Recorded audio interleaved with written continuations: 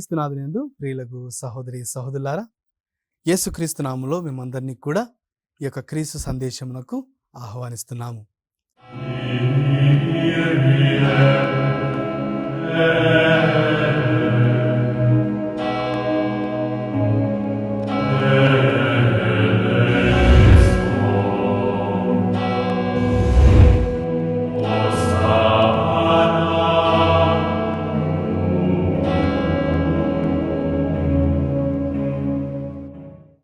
ప్రారంభించుకునే ముందు ఒక చిన్న ప్రార్థన చేసుకుందాం.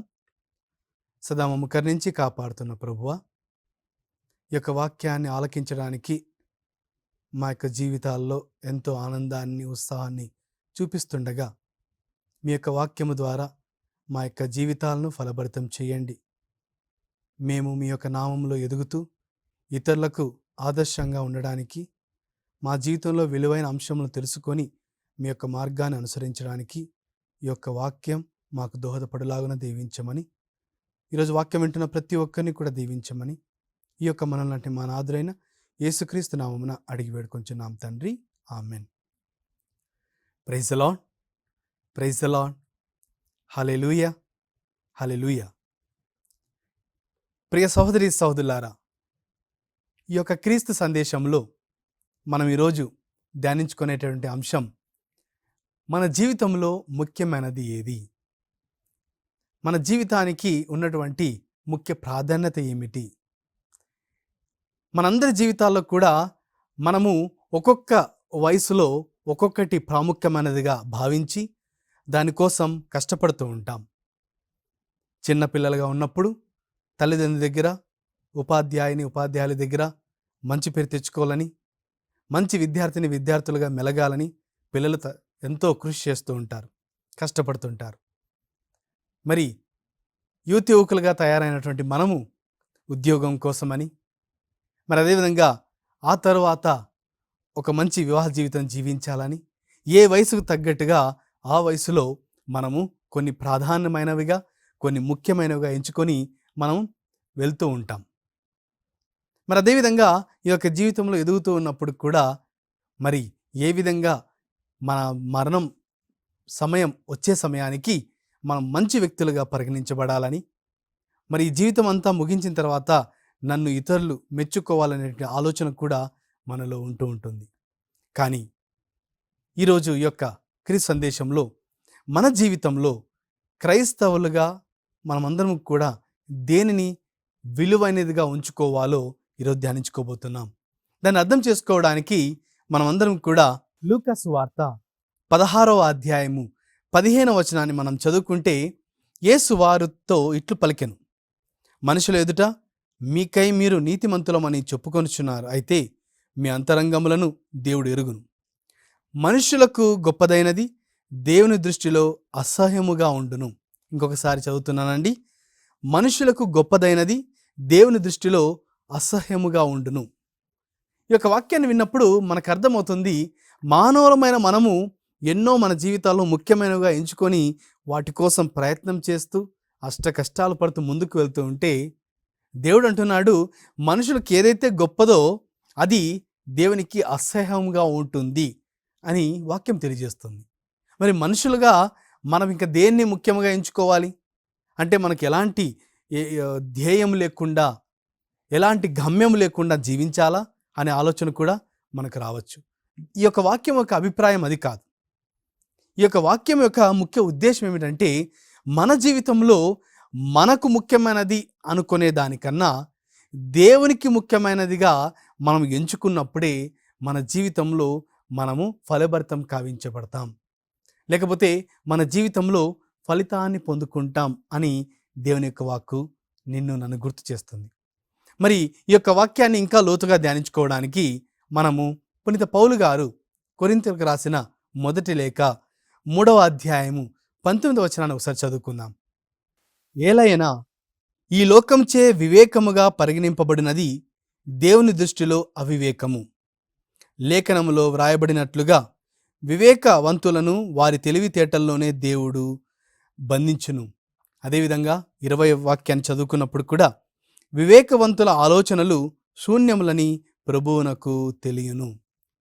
ప్రియ సహోదరి సహోదరులారా, ఈ యొక్క వాక్యాన్ని పౌలు గారు మనకు ఎంతో స్పష్టంగా తెలియజేస్తున్నారు. అదేమిటంటే, ఈ లోకంలో ఏదైతే జ్ఞానముగా ఎంచబడుతుందో అది దేవుని యొక్క దృష్టిలో అవివేకము. మనకు ఏదైతే విలువైనది అనుకుంటున్నామో అది దేవుని యొక్క దృష్టిలో అది విలువైనది కాదు. మరి మీరు అనుకోవచ్చు, మరి దేవుడు మానవులుగా సృష్టించి మరి జ్ఞానం ఇచ్చాడు, బుద్ధినిచ్చాడు, తెలివితేటలనిచ్చాడు, మరి ఏది చేయాలో ఏది చేయకూడదు అన్నీ కూడా దేవుడిచ్చి మరి చివరికి మనకిష్టమైన దేవునికి అసహ్యమని చెప్తే మనం ఏం చేయాలి ఫాదర్ గారండి అనే ఆలోచన కూడా మనకు రావచ్చు. అయినప్పటికీ ఈ యొక్క వాక్యం ద్వారా ఈరోజు నీవు నేను గుర్తు చేసుకునే అంశం ఏమిటంటే, మన యొక్క జీవితంలో మనం ఎన్నో విషయాలు తెలియక వాటి కోసం ఎన్నో ప్రయత్నాలు చేస్తూ ఉంటాం. ఆ ప్రయత్నాలు అన్నీ చేసిన తర్వాత కొంతమంది విఫలమవుతారు, కొంతమంది సక్సెస్ అవుతారు, సాధిస్తారు. అయినప్పటికీ ఆ సాధించిన తర్వాత అయినా సాధించకపోయినా అయినా మనం గుర్తు చేసుకునే విషయం ఏంటంటే అది కూడా వ్యర్థమే. నేను సాధించిందంతా కూడా వ్యర్థమైపోయింది, నేను సాధించలేనిది కూడా వ్యర్థంగా ఉండిపోయింది. ఎందుకంటే ప్రియ సహోదరి సహోదరులారా, వచ్చే 100 సంవత్సరాలకి మనం వాడినటువంటి వస్తువులు కావచ్చు, మనం వాడిన ఇల్లు కావచ్చు, మనం ఎంతో చక్కగా కష్టపడి తయారు చేసుకున్నటువంటి ప్రదేశాలు కావచ్చు, అవన్నీ కూడా భవిష్యత్తులో ఉండబోవు. దాన్ని ఎవరు కూడా మనం వాడుకున్నటువంటి విధంగా వాడుకోరు, అందరూ కూడా మర్చిపోతారు. మరి దేనికోసం మన యొక్క జీవితాలను మనం కేటాయించాలి, దేనిని ముఖ్యమైనదిగా మన జీవితంలో ఎంచుకోవాలి అనేటువంటి విషయాన్ని మనం ధ్యానిస్తూ ఉండగా, దేవునికి అసహ్యమైనటువంటి వాటిని మన జీవితంలో తొలగించుకున్నప్పుడు మిగతావన్నీ కూడా దేవునికి ఇష్టమైనదే అని మనం తెలుసుకోవచ్చు. ఒకసారి వాక్యం చదువుకుందాం. పునీత పౌలు గారు కొరింథీయులకు రాసిన మొదటి లేఖ 1వ అధ్యాయము 25వ వచనంలో చూసుకుంటే,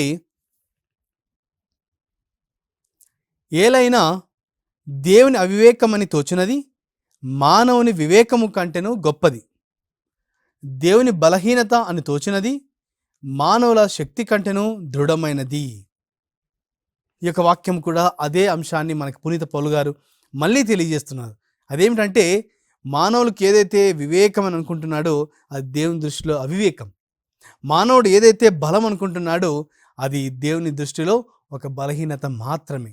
అనగా దీన్ని బట్టి మనం ఏం తెలుసుకోవచ్చు అంటే, మానవులుగా మనం ఎన్నో గమ్యాలను పెట్టుకొని వెళ్తూ ఉండవచ్చు, కానీ వాటిలో అనవసరమైన వాటి కోసం మనం ఎన్నో అష్టకష్టాలు ప్రయత్నం చేస్తుంటాం. ఉదాహరణకి ఒక చిన్న ఉదాహరణ చెప్పుకోవాలంటే, సముద్రాన్ని మనం ఒక బకెట్తో ఖాళీ చేయాలి అనే ఒక ప్రయత్నం, అది సాధ్యమా అని మిమ్మల్ని ప్రశ్నిస్తే స్కూల్ పిల్లల్ని అడిగినా వాళ్ళు చెప్తారు, ఫాదర్ గారండి అది అసాధ్యం.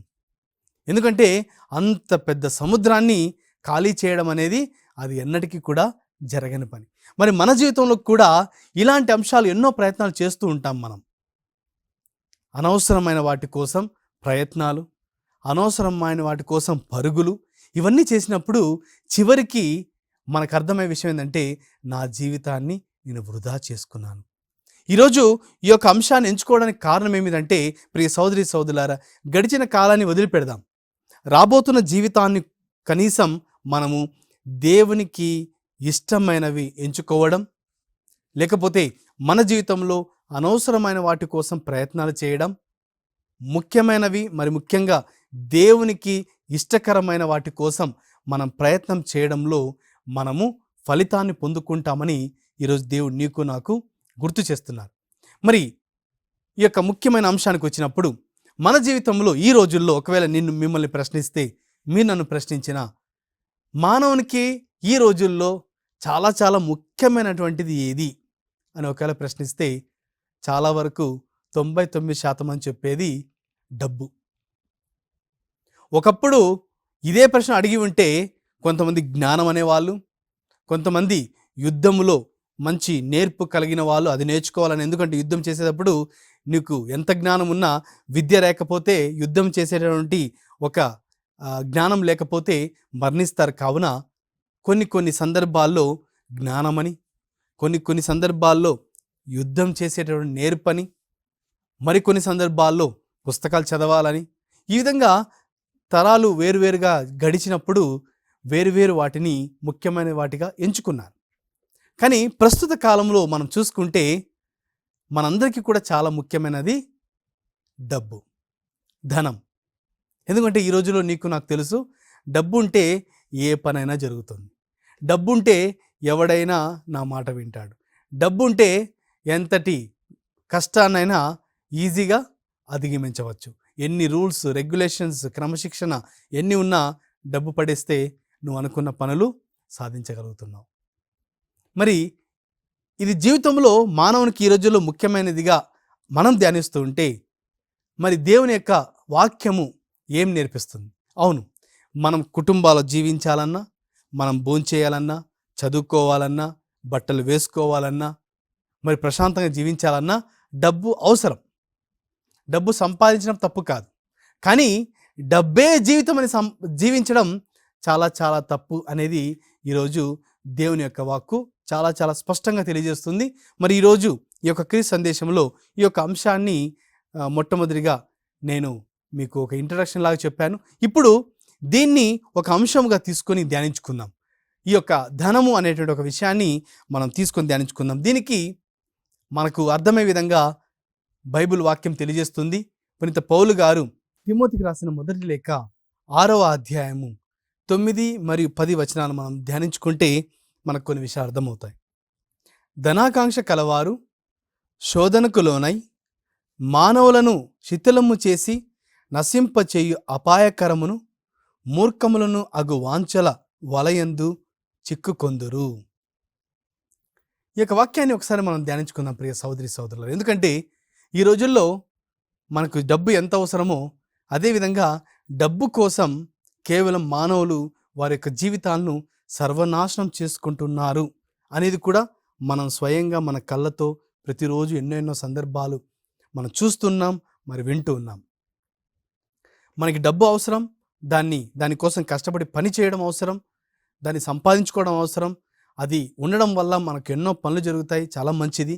కానీ అదే జీవితం అని భావించడం అనేది తప్పు అని దేవుని యొక్క వాక్కు గుర్తు చేస్తుంది. కావున ఒకసారి ఈ యొక్క వాక్యాన్ని మనం ధ్యానించుకుంటే మరి ఈ యొక్క ధనాకాంక్షకు కొంతమంది గురి అయి, అనగా ఆ యొక్క ధనాకాంక్ష దానికోసం శ్రమించే వాళ్ళు, అదే జీవితం అని భావించి జీవిస్తున్న వాళ్ళు ఎంతోమంది వాళ్ళు నాశనం అయిపోయారు. ఏ విధంగా నాశనం అయిపోయారంటే శోధనలకు గురి అవ్వడం, మానవులను శిథిలము చేసి నశింపజే అపాయకరమును మూర్ఖమైనటువంటి వాంఛలు వాటి యందు వలయందు చిక్కుకొని ఉన్నారు.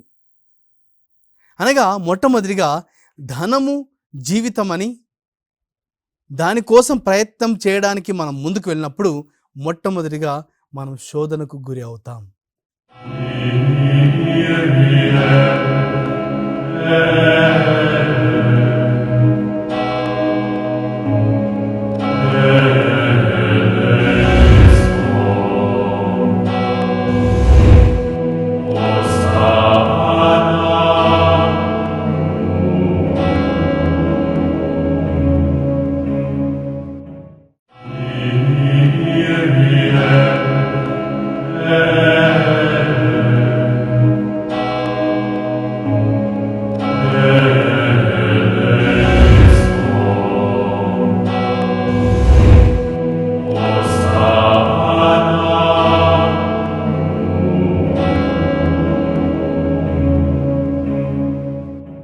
బాగా గుర్తుపెట్టుకోవాలి, ఇది వాక్యం చెప్తుందండి.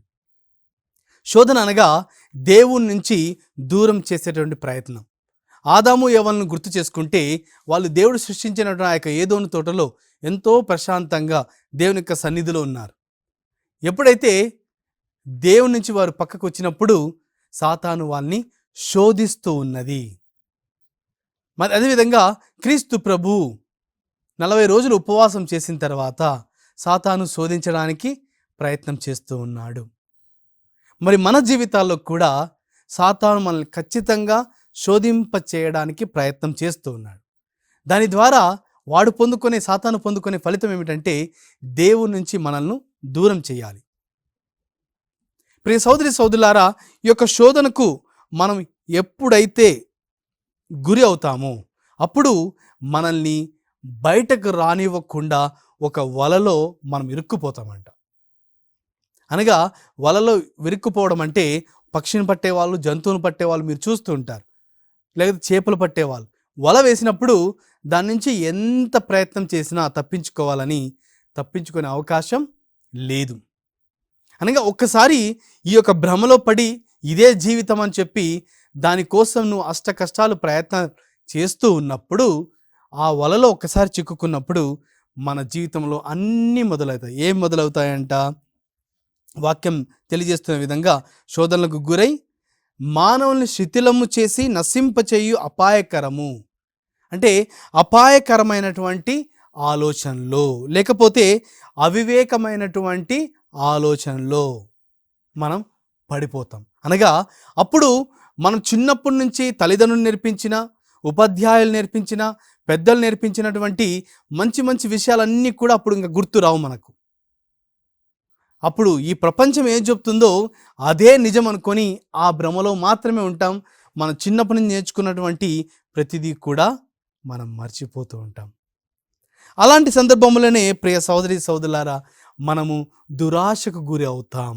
అనగా ఉన్న దాంట్లో సంతృప్తిని పొందుకోవడం మర్చిపోయి, లేని దానికోసం అది సంతృప్తి ఇస్తుంది అనే భ్రమలో పడి వాటి కోసం ప్రయత్నాలు చేస్తూ ఉంటాం. మన తెలుగులో ఒక సామెత ఉంటుంది, దూరంగా ఉన్నటువంటి పాలకన్నా దగ్గర ఉన్నటువంటి నీళ్లు మిన్న. అంటే ఎక్కడో 1 కిలోమీటర్ దూరంగా పాలు ఉన్నాయని దానికోసం పరిగెత్తిపోయి తాగడం కన్నా మనకు దగ్గరలో ఉన్నటువంటి మన నీళ్లు తాగితే చాలు, మనకి మంచి ఆరోగ్యం, మన యొక్క దాహం తీరుస్తుంది. మరి ప్రియ సోదరి సోదరులారా, మన యొక్క జీవితంలో ఈ యొక్క వాక్యం ద్వారా ఈరోజు ఉన్న దానితో సంతృప్తిగా, సంతోషంగా మనం ఉండగలుగుతున్నామా? మన జీవితంలో మనకు అసలు సంతృప్తి ఉందా? లేకపోతే అసంతృప్తితో మనం లేని వాటి కోసం ప్రయత్నం చేసి చేసి మనం విఫలమైపోయి మనము బాధపడుతున్నామా? ఒకసారి మన జీవితాన్ని మనం పరిశీలించుకుందాం. ఎందుకంటే ఈ యొక్క పరిశీలన మన జీవితంలో లేనప్పుడు మనం ఖచ్చితంగా శోధనకు గురి అవుతూ ఉంటాం. అది మీరైనా, అది నేనైనా. నాకున్నటువంటి వస్తువులలో, నాకున్నటువంటి వాటితో నేను సంతృప్తిగా ఉండగలుగుతున్నానంటే అంతకన్నా నీ జీవితంలో సాధించిన గొప్ప బహుమానం అయితే ఏమీ లేదు. ఈ ప్రపంచంలో నువ్వు చేసే పని, నేను చేసే పని, అందరము కూడా సంతోషంగా జీవించాలి, మన జీవితానికంటూ సంతోషం ఉండాలి అనేటువంటి ఒక్క ఆలోచనతోనే మనం అన్ని ప్రయత్నాలు చేస్తూ ఉన్నాం. ఈ ప్రయత్నాలు అన్నీ కూడా మనం చేస్తూ ఉన్నప్పుడు అసంతృప్తి పొందుకుంటే, సంతృప్తి లేకపోతే మన జీవితానికి ఫలితం అంటూ లేదు. కావున మనం గుర్తు చేసుకోవాలి, మన యొక్క జీవితానికి అన్నీ చేసిన తర్వాత అసంతృప్తి మాత్రం మిగులుతుందా? లేకపోతే ఉన్న వాటితో నువ్వు సంతోషంగా జీవించగలుగుతున్నావా? ఇతరులు నీకు లేదు అని చెప్పినా, ఇతరులు నిన్ను పేదరికంలో ఉన్నారు అనుకున్నా, ఇతరులు నిన్ను అవివేకులు అనుకున్నా, నీ జీవితంలో నీవు సంతోషంగా ఉన్నట్లయితే అంతకన్నా మంచి జీవితం ఇంకెవరికి రాదు. కావున ఉన్నవి లేనివి అని కాకుండా ఉన్న వాటితో, మనకున్న దానితో మన సంతోషంగా ఉండడమే మన యొక్క జీవిత లక్ష్యంగా ఈరోజు గుర్తుపెట్టుకోవాలి, తెలుసుకోవాలి. లేని వాటి కోసం ప్రయత్నాలు చేయడంలోనే మనము శోధనకు గురి అవుతాం. మరి అదేవిధంగా ఈ యొక్క వాక్యం ద్వారా మరి ఇంకొక అంశం చెప్తుంది, వీటి వల్ల మనం నష్టపోతామంట. మీరు అనుకోవచ్చు, ఫాదర్ గారండి డబ్బు కోసం కృషి చేస్తే ఎలా నష్టం వస్తుంది అనే ఆలోచనలు మనకు రావచ్చు. దీని యొక్క ఆలోచనలో మనం పరుగులు పెడుతున్నప్పుడు మనం ఎన్నెన్నో అడ్డదారులు తొక్కుతూ ఉంటాం. ఆ అడ్డదారులు తొక్కినప్పుడు నువ్వు పొందుకునేది ఏమో కానీ ఉన్నది కూడా పోగొట్టుకొని మన యొక్క జీవితం అంతా నష్టపోతుంది, నిరాశ మాత్రమే మిగులుతుంది. చిన్నప్పుడు స్కూల్స్లో పిల్లలకు దురాశ దుఃఖానికి చేటు అనే ఒక కథ ద్వారా ఒక నీతిని తెలియజేసేవాళ్ళు. ప్రియ సోదరి సోదరులారా, జీవితంలో ఎదగాలి, జీవితంలో మంచి చేయాలనే ఆశ ఉండడం తప్పులేదు. కానీ ఉన్న వాటిని పోగొట్టుకొని లేని వాటి కోసం పరుగులు పెట్టినప్పుడు మన యొక్క జీవితం కేవలం నష్టపోయేటటువంటి పరిస్థితుల్లో మాత్రమే మనం ఉంటామని గుర్తు చేసుకోవాలి. మరి మన జీవితంలో మనం నష్టపోయినప్పుడు ఏమైపోతుంది?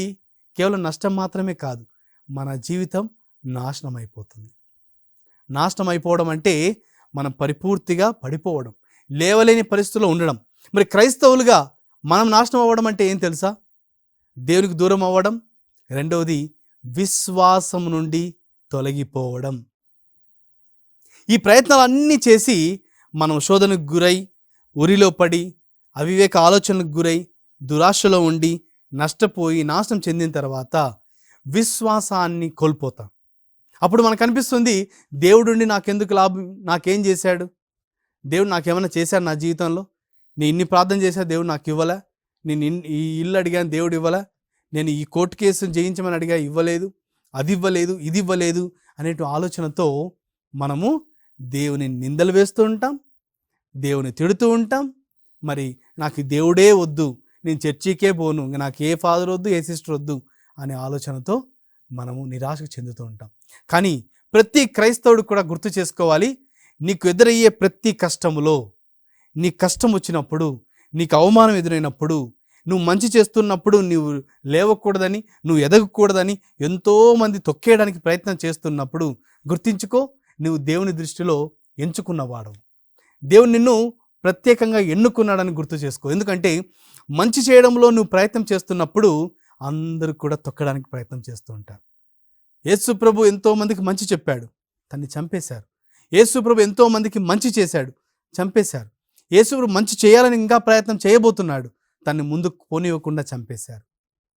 కానీ క్రైస్తవులమైన మనము క్రీస్తు మార్గంలో మనం జీవిస్తుండగా ప్రియ సోదరి సోదరులారా గుర్తుపెట్టుకోవాలి, ఏది ఎదురైనా, ఏది వచ్చినా మనము నిరాశ చెందకుండా, నష్టపోయినా చివరికి మరొకసారి మన విశ్వాసాన్ని కోల్పోకుండా విశ్వాసంలో మనము దృఢంగా ఉండాలని ఈరోజు ప్రత్యేకంగా దేవుడు మనకు తెలియజేస్తున్నారు. పేతురు రాసిన మొదటి లేఖ 3వ అధ్యాయము 13వ వచనాన్ని చదువుకుంటే, మంచి చేయవలనని మీకు ఆసక్తియే ఉన్నచో మీకు హాని చేయనది ఎవ్వడు. మరొకసారి చదువుతున్నానండి, మంచి చేయవలనని మీకు ఆసక్తియే ఉన్నచో మీకు హాని చేయనది ఎవ్వడు. అనగా చివరిగా మన యొక్క ప్రయత్నాలు అన్నీ చేసి జీవితంలో ముఖ్యమైనది ఏది అన్నప్పుడు మనం అనవసరమైన వాటి కోసం ఎన్నో ప్రయత్నం చేస్తుంటామని తెలుసుకున్నాం. అది కాదు, దేవునికి ఇష్టమైనది మనం తెలుసుకోవాలి అని మనం ప్రయత్నం చేశాం. మరి మానవునికి ఈ రోజుల్లో ముఖ్యమైనది డబ్బు అనగా, ఆ డబ్బు నుంచి మనము విశ్వాసాన్ని ఏ విధంగా కోల్పోతుంటాం కూడా నేర్చుకున్నాం. మరి చివరిగా మనందరికీ కూడా మంచి చేయాలనే ఆసక్తి మనలో ఉన్నప్పుడు మనకి హాని చేయనది ఎవ్వడు అని దేవుని యొక్క వాక్కు నిన్ను నన్ను ప్రశ్నిస్తుంది. కావున చివరిగా మన యొక్క జీవితంలో ముఖ్యమైనది ఏంటంటే, ఈ జీవించేటువంటి యొక్క 70-80 సంవత్సరాల జీవితంలో మనకి ఎంతవరకు వీలైతే అంతవరకు మంచి చేయడానికి ప్రయత్నం చేద్దాం. మన పిల్లలకు మంచి చేయాలని, మన పిల్లలకు ఆస్తులు ఉంచాలని, రేపటి తరానికి మనం ఏ విధంగా కష్టపడుతున్నామో అదేవిధంగా మన యొక్క వ్యక్తిగత జీవితం ద్వారా, మన క్రైస్తవ జీవితం ద్వారా ఈ యొక్క ప్రపంచానికి మంచి చేయాలి. ఎన్ని అడ్డంకులు వచ్చినా, ఎంతమంది తొక్కేయాలని ప్రయత్నం చేసినా మనం మంచి చేస్తూనే ముందుకు వెళ్దాం. ఆ మంచి చేసే ప్రయత్నంలో దేవుడు మనకు తోడై ఉంటాడని గుర్తిద్దాం. మరి ఆ యొక్క మంచి చేసినప్పుడు మనం మన జీవితంలో నిజమైనటువంటి సంతృప్తితో సంతోషంగా ఉండగలుగుతామని దేవుని యొక్క వాక్కు నిన్ను నాకు గుర్తు చేస్తుంది. కావున మీ యొక్క జీవితంలో కూడా ఎన్ని సందర్భాల్లో దేనికి అనవసరమైన వాటి కోసం ప్రయత్నాలు చేసి ఉన్నావా ఒకసారి లిస్ట్ అవుట్ చేసుకోండి, రాసుకోనండి. మరి అవసరమైన వాటి కోసం ప్రయత్నం చేస్తున్నావా, అది రాసుకోండి. మరి నీ జీవితంలో ముఖ్యమైనది ఏది గుర్తు చేసుకొని మనము క్రీస్తుకు అనుగుణంగా, క్రీస్తును పోలి జీవించడానికి మనందరి జీవితంలో ప్రయత్నం చేద్దాం. చివరిగా చిన్న ప్రార్థన చేసుకుందాం. ఓ ప్రభువా, ఈ యొక్క వాక్యం ద్వారా మా జీవితంలో ఏ విధంగా ముఖ్యమైన వాటి కోసం మేము ప్రయత్నం చేయాలని, మరి మా యొక్క జీవితంలో వివేకం అనేది మీకు అవివేకమని, మాకు బలం అనేది మీకు బలహీనతని, మాకు ఇష్టమైనది మీకు అయిష్టములని వాక్యం ద్వారా మీరు మాకు గుర్తు చేశారు. క్రైస్తవులమైన మేము ప్రభువా మీ యొక్క చిత్తం ప్రకారం నడుచుకొని ఇతరులకు ఆదర్శంగా జీవించే కృపను దయచేయమని, వాక్యం విన్నటువంటి వారందరినీ, వారి కుటుంబ సభ్యులను మీరు ప్రత్యేకంగా తాకి స్వస్థపరచమని ప్రార్థిస్తున్నాం. ఈ యొక్క మనలాంటి మా అనాథులైన యేసుక్రీస్తు నామమున అడిగి వేడుకొంచున్నాం తండ్రి, ఆమెన్. సోదరి సోదరులారా, వచ్చే వారం ఇదే సమయానికి వేరొక అంశం ద్వారా దేవుని యొక్క వాక్కును ధ్యానించుకుందాం. దేవుడు మిమ్మల్ని అందరినీ కూడా దీవించునుగాక. May God bless all of you.